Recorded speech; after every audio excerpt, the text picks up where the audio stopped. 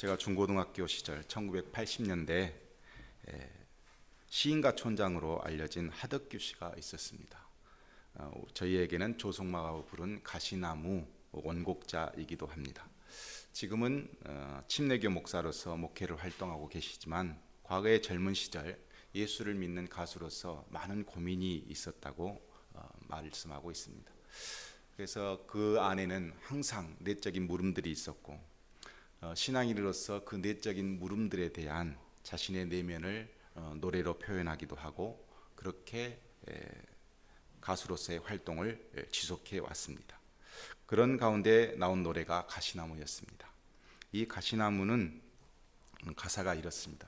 내 속엔 내가 너무도 많아 당신의 쉴 곳 없네 라고 했는데, 이 당신은 나중에 하덕규 목사가 간증하기를 예수님을 의미한다 이렇게 의미했습니다. 내 속에 내가 너무도 많아 예수님이 쉴 곳이 없다. 내 속에 헛된 바램들로 당신의 편할 곳 없네. 내 속엔 내가 어쩔 수 없는 어둠 당신의 쉴 자리를 뺏고, 내 속엔 내가 이길 수 없는 슬픔 무성한 가시나무 숲 같네. 바람이 불면 그 메마른 가지 서로 부딪히며 울어대고, 쉴 곳을 찾아 지쳐 날아온 어린 새들도 가시에 찔려 날아가고, 바람만 불면 외롭고 또 괴로워 슬픈 노래를 부르던 날이 많았는데 내 속엔 내가 너무 많아서 당신의 쉴 곳 없네. 이 노래를 듣고 또 들어보면 내면에서 일어나는 영과 육의 싸움을 적나라하게 표현하고 있음을 우리는 알 수 있습니다. 하덕기 목사님은 간증하면서 이 곡을 가시나무를 쓰신 예수님의 모습을 생각하면서 10분 만에 완성했다 이렇게 고백했습니다. 그러면서 예수를 믿고 있는 수십 년이 지난 지금 목사가 되어서 이제 60대가 넘었음에도 불구하고 아직도 가시나무와 같은 자신을 발견하고 고백하며 회개한다 이렇게 간증하는 것을 들었습니다. 우리도 또한 순간순간 계속해서 자신의 내면에서 지속되는 영과 육의 싸움에서 얼마나 많은 갈등을 하고 있는지 우리 스스로는 잘 압니다. 그런 갈등 안에서 어린 새들이 자신의 가시에 찔려 날아가는 현실을 내 안에서 지켜보면서 가시나무와 같은 나 자신을 발견하고 또 한 번 주님 앞에 회개하고 무릎을 꿇습니다. 오늘 말씀은 가시나무와 같은 우리 나약한 육신이 어떻게 하면 마지막까지 하나님과 소통하며 주님을 기대하며 승리할 수 있는지를 함께 나누어 보려고 합니다. 특별히 제가 아내와 병원 간병을 하면서 오늘 말씀을 깊게 많이 생각하면서 묵상했기 때문에 오늘 말씀을 통해서 우리가 조금 새로운 어떤 시작이 되었으면 합니다. 오늘 본문의 내용은 이스라엘 백성들이 홍해를 넘어서 이제 애굽의 군대를 완전히 벗어나 약간 자유로웠을 때, 이제 한숨 돌리고 좀 쉴만한 장소에 이르렀을 때 그 장소가 르비딤이었습니다. 이제 애굽의 손길에서 벗어났구나. 그러면서 잠깐 쉴 수 있는 그 르비딤에서 아말렉이라고 하는 족속과 전쟁을 치루어야 했습니다. 중요한 것은 지금까지 이스라엘 백성들은 그 누구와도 전쟁을 치루어 본 경험이 없다는 것입니다. 그런데 상대가 보통이 아닙니다. 야곱의 형 에서의 후손인 아말렉. 이 아말렉은 황량한 사막지대를 다니면서 유목민인데 전투 능력이 대단히 뛰어나서 약탈하고 그래서 얻어낸 그 소득을 가지고 살아가는 그야말로 악독한 그런 어떤 족속이었습니다. 그런데 하필 이 족속이 이스라엘 백성들을 괴롭히고 전쟁을 치르게 된 것입니다. 전쟁의 경험이 없기 때문에 얼마나 두려웠을까요? 많이 두려웠을 겁니다. 오늘 본문은 이 아말렉과의 전쟁이 가지고 있는 이 특수성과 영적 의미를 자세하게 설명해 주는 그런 본문이라고 할 수 있습니다. 본문 9절에서 모세는 하나님의 지팡이를 들고 언덕에 올라 이 전쟁의 상황을 모두 지켜보면서 하나님께 기도로 그 전쟁을 이끌어가고 있고, 실제적인 전투는 여호수아가 지휘해서 이 전투를 진행하고 있습니다. 모세가 하나님의 권능을 상징하는 하나님의 지팡이를 들었다는 것은 이 전쟁의 승패는 바로 여호수아가 아니고 모세가 가지고 있다는 것을 우리는 잘 알 수 있습니다. 11절과 12절에 보면 하나님의 지팡이를 손에 든 모세가 손을 내리면 아말렉과의 전쟁에서 패하고 손을 들면 아말렉과의 전쟁에서 이기는 그런 상황이 연출되게 되었습니다. 결국 이 전쟁의 승리는 모세가 전쟁이 끝날 때까지 손을 들고 있어야 승리하는 원리가 그들에게 주어진 것입니다. 그래서 모세가 손을 내리지 않게 하기 위해서 아론과 훌이 모세의 팔을 해가 지도록 전쟁이 끝나기까지 들고 있었다. 그래서 결국 승리하게 되었다라고 하는 본문의 내용이 우리에게 주어져 있습니다. 사실 오늘 본문의 아말렉과의 전쟁은 하나님께서 이스라엘 백성들에게 큰 어떤 상징적인 의미를 전달하기 위해서 기록되어진 전쟁이라고 볼 수 있습니다. 먼저 오늘 전쟁의 상대가 바로 아말렉인데 이 아말렉은 에서의 후손이라는 것이 문제입니다.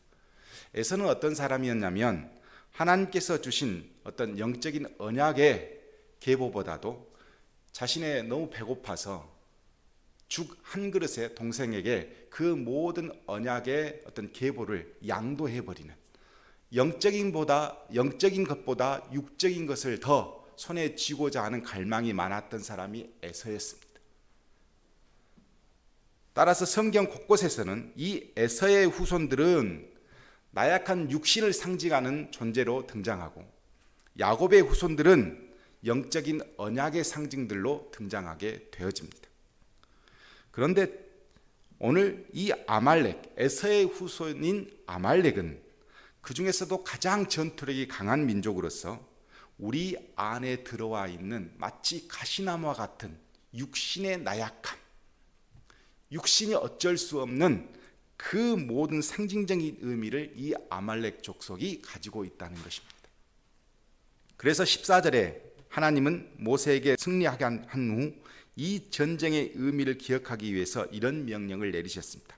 이것을 책에 기록해서 기념하게 하고 여호수아의 귀에 외워 들리라. 내가 아말렉을 없이하여 천하에서 기억도 못하게 하리라. 즉 아말렉을 완전히 멸절하게 하여 역사 속에서 사라지게 만드시겠다. 이렇게 하나님께서 말씀하셨습니다.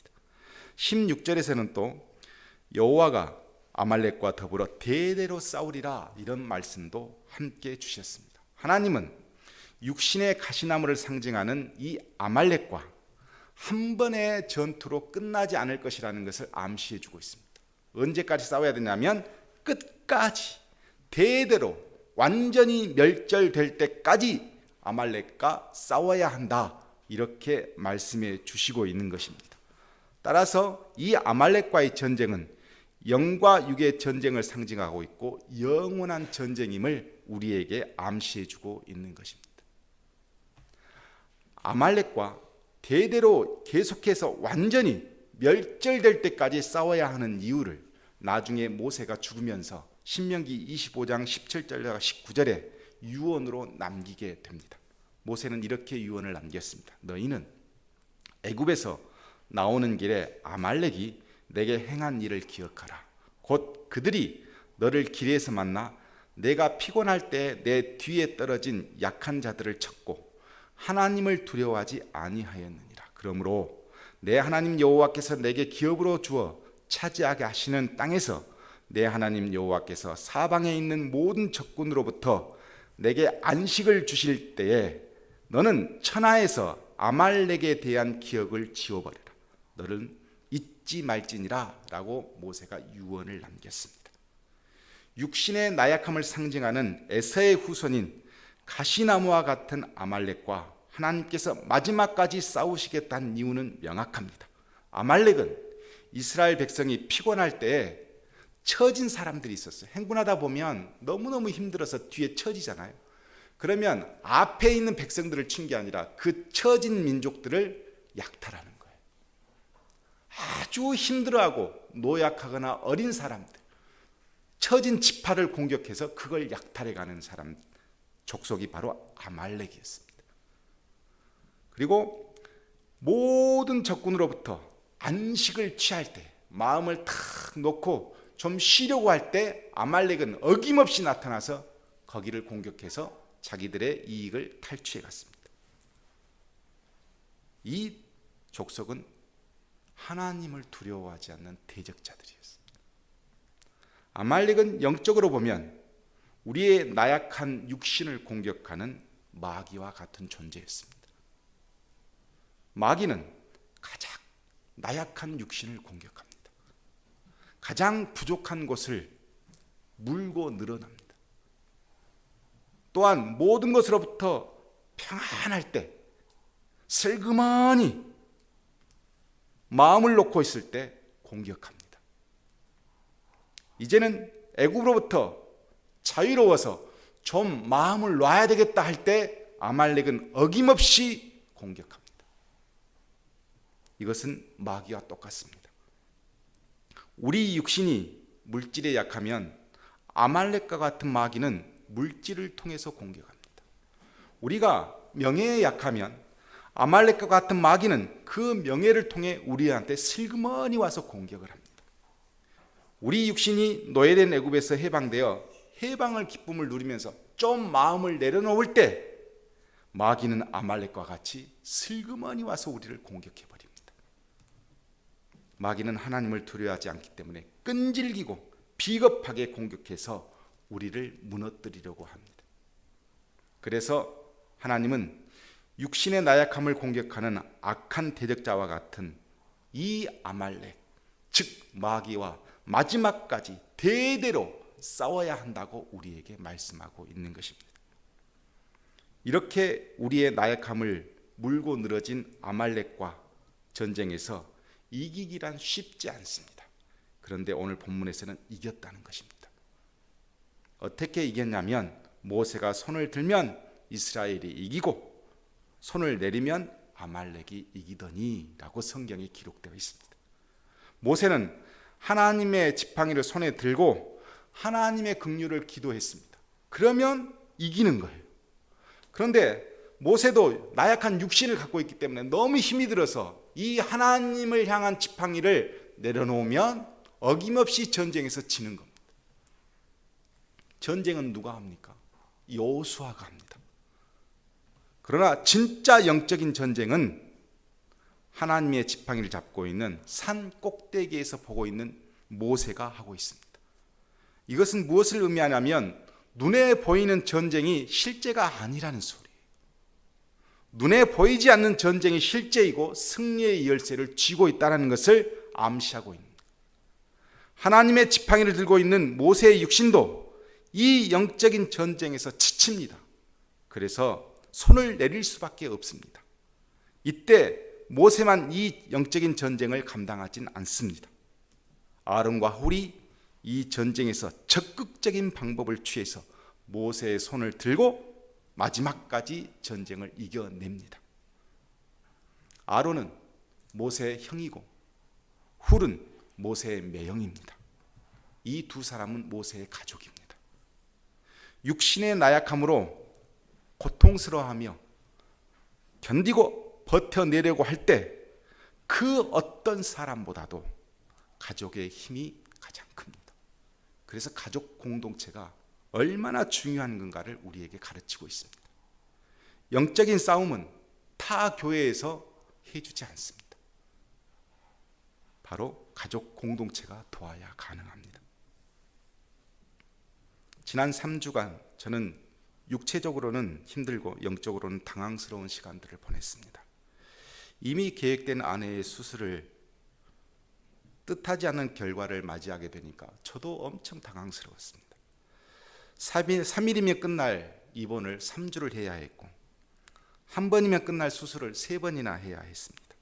그럼에도 불구하고 열은 내리지 않았고 저를 엄청나게 당황스럽게 만들었습니다. 처음에는 이 사건을 이해하지 못했습니다. 그래서 단순하게 하나님께 긍휼을 구하는 것이 내가 할 수 있는 모든 것이라고 생각했고 그렇게 기도했습니다. 그런데 아내가 수술 받기 전 제가 하나님의 말씀을 전했던 함께 예배 시간에 나누었던 말씀을 저에게 끄집어낸 거예요. 수술 받기 전 그 전주에 우리가 함께 나누었던 말씀은 베드로의 장모의 열병에 관한 것이었습니다. 목숨을 건 나병 환자의 기도보다 타인을 위한, 종을 위한 백부장의 간구보다 주님과 동행하고 있는, 주님의 사역과 함께하고 있는 베드로의 장모를 주목했던 우리 아내는 그 베드로 장모의 열병과 자신의 열병이 같다고 본 것입니다. 그래서 다른 것에 주목하지 않고 하나님과의 관계에 주목하고 있다, 이렇게 저에게 말하는 겁니다. 그때 비로소 저도 지금의 상황을 단순히 눈에 보이는 상황으로 정리하지 않고 영적인 상황으로 기도하기에 이르렀습니다. 그리고 생각해 보았습니다. 그렇다면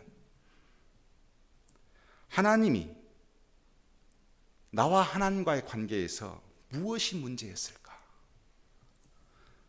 마귀는 저에게 가장 약한 부분을 항상 물고 늘어지는데, 그것은 가족에 대한 두려움이 저에게 있어요. 누가 아프거나 누가 다치면 저는 굉장히 두려워합니다. 그 부분을 마귀는 물었고, 아내에게 가장 약한 것은 건강이었는데 그 부분을 또 마귀는 물고 늘어졌어요. 그 전쟁에서 아내는 여호수아처럼 실제로 싸우고 있지만 지팡이를 들고 있는 사람은 모세처럼 저라고 생각했습니다. 아내가 치르는 전쟁이 아니라 하나님의 지팡이를 들고 있는 내가 전쟁을 치러야 된다는 것을 저는 직감했습니다. 그리고 묵상하면서 주님이 이 상황에서, 이 병원에서 나에게 무엇을 말씀하시는가 깊게 생각해 보았습니다. 그리고 답을 얻었습니다. 사실 아내는 수술을 하기 전에 광주에서 수술을 받고 싶어 했어요. 왜냐하면 수술을 받고 난 다음에 또 왔다 갔다 또 검사받고 또 치료를 계속해야 되니까 그냥 가까운 광주에서 받고 싶다, 이렇게 이야기를 했지만, 제가 항상 두려워하는 것은 이런 예기치 않는 상황이 생겼을 때 문제를 항상 저는 두려워하고 있고, 또 아내가 계속해서 서울에서 추적 검사를 해왔기 때문에 그래도 우리나라에서 알아준다는 아산병원에서 치료받는 것이 어떤 면에서든지 안전하다, 그렇게 생각했어요.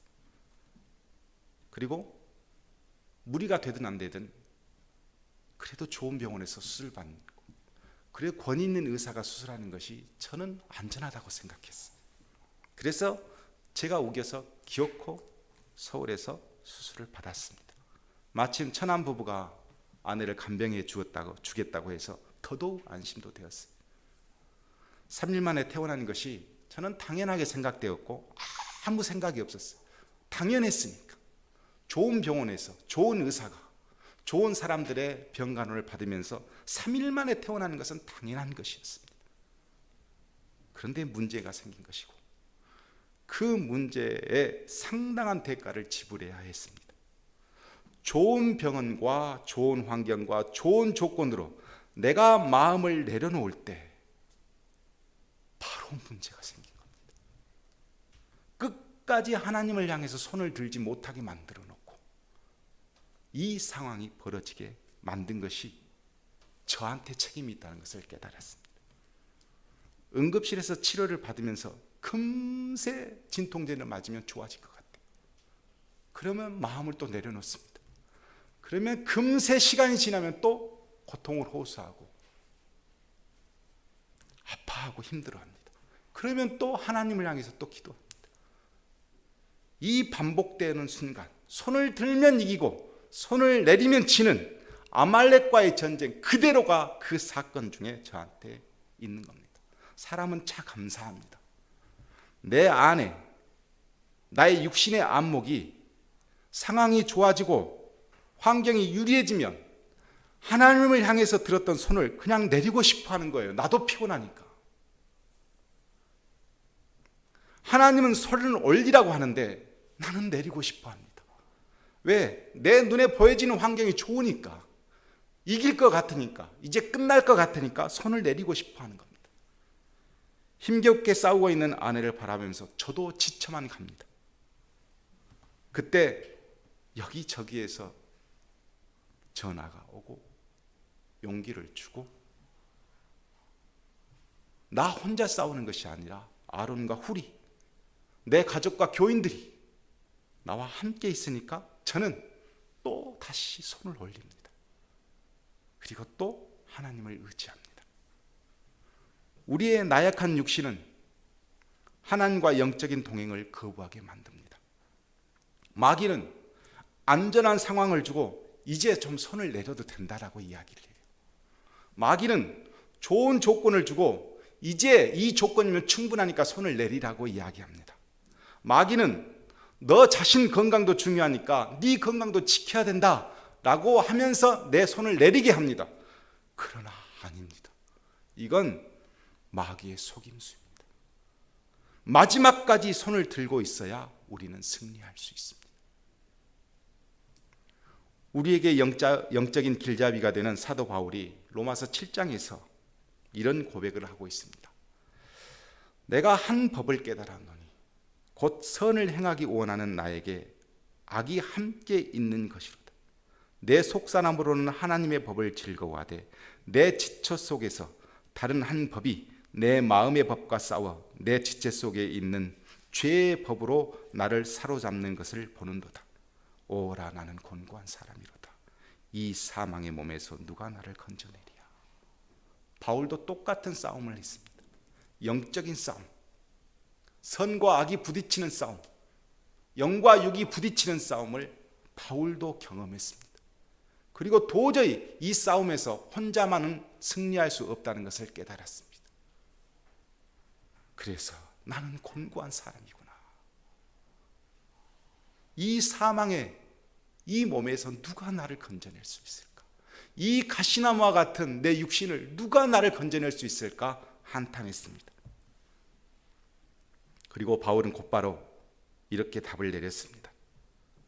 그리스도 예수 안에 있는 자에게는 결코 정죄함이 없나니 이는 그리스도 예수 안에 있는 생명의 성령의 법이 죄와 사망의 법에서 너를 해방하였습니다.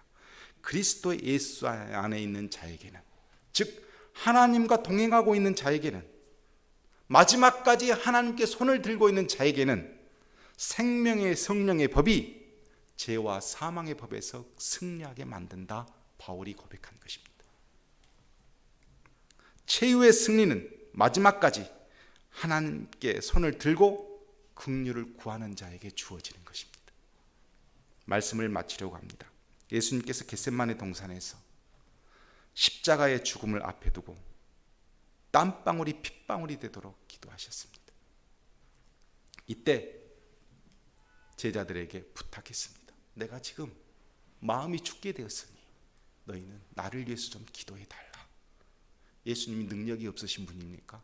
충분한 능력이 있으심에도 불구하고 제자들이 아론과 훌이 되어주기를 원하셨습니다. 그러나 제자들은 육신의 나약함 때문에 아말렉의 공격을 받아서 이미 무너져 버렸기 때문에 그들은 잠들어 버렸습니다. 이때 예수님께서 제자들을 찾아오셨습니다. 그리고 말씀하셨습니다. 너희가 나와 함께 한 시간도 이렇게 깨어 있을 수 없더냐. 시험에 들지 않게 깨어 기도하라. 마음에는 원이로되 육신이 약하도다. 예수님께서도 육신을 가지고 계시잖아요. 육신의 나약함을 알고 계시는 겁니다. 그래서 뭐라고 말씀하시냐면 시험에 들지 않게 깨어서 기도하라 하셨습니다. 마지막까지 기도해야 십자가의 사명이 완성되는 것입니다.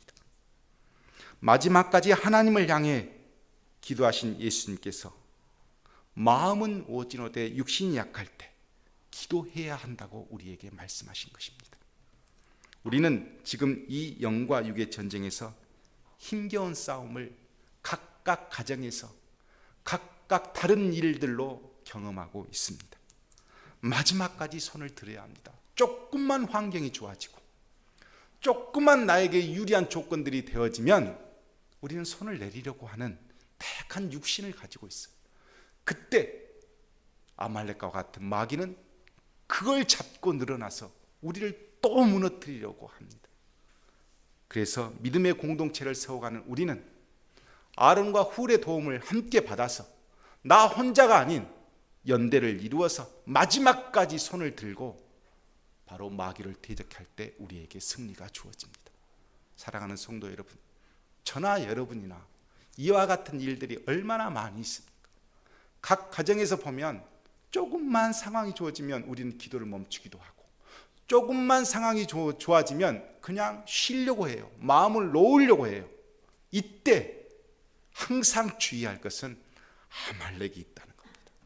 이 아말렉은 수시로 나약한 우리를 공격해서 물고 늘어지는 악한 마귀의 존재이기 때문에 우리는 반드시 마지막까지 손을 들어 하나님께 긍휼을 기대해야 우리는 승리할 수 있습니다. 그런 가정이 되기를 주의 이름으로 축복합니다.